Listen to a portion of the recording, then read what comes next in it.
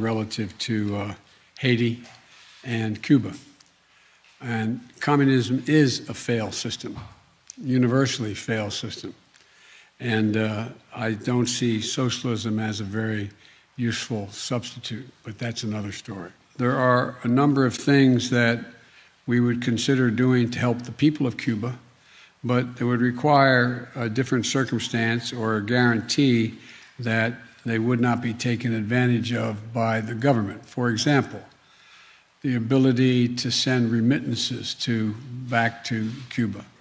I would not do that now because the fact is it's highly likely that the regime would confiscate those remittances or big chunks of it. I would be prepared to give significant amounts of vaccine if, in fact, I was assured an international organization would administer those vaccines and do it in a way that average citizens would have access to those vaccines. They have cut off access to the internet.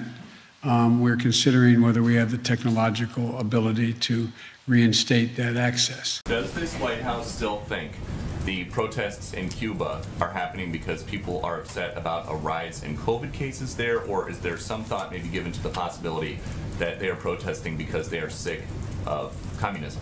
Well, Peter, first I would say communism is a failed ideology, and we certainly believe that. It has failed the people of Cuba.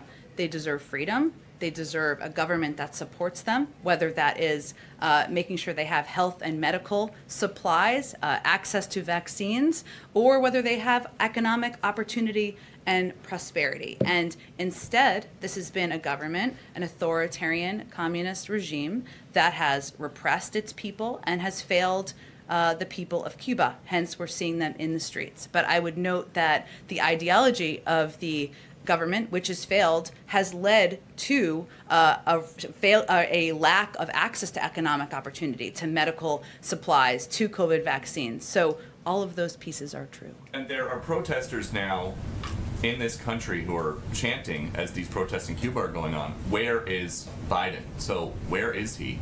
What is he doing to protect these people who are rising up against the leaders of this failed experiment? Well, first, he is certainly advocating for and speaking out as we've put out a statement, multiple statements. Maybe one of you will ask him a question about Cuba today. I will leave it to all of you to determine that. But one, he has made clear that he stands with the Cuban people and their call for freedom from both the pandemic and from decades of repression and economic suffering to which they've been subjected by Cuba's authoritarian regime. There's an ongoing review of our own policies. And as we look at those policies, one of the big factors is ensuring we are not doing anything to pad the pockets of a corrupt authoritarian regime. And that is certainly a factor as he's considering. But we're looking closely at how we can help in a humanitarian way, how we can help support the voices of the Cuban people. And there's an ongoing policy review in that regard.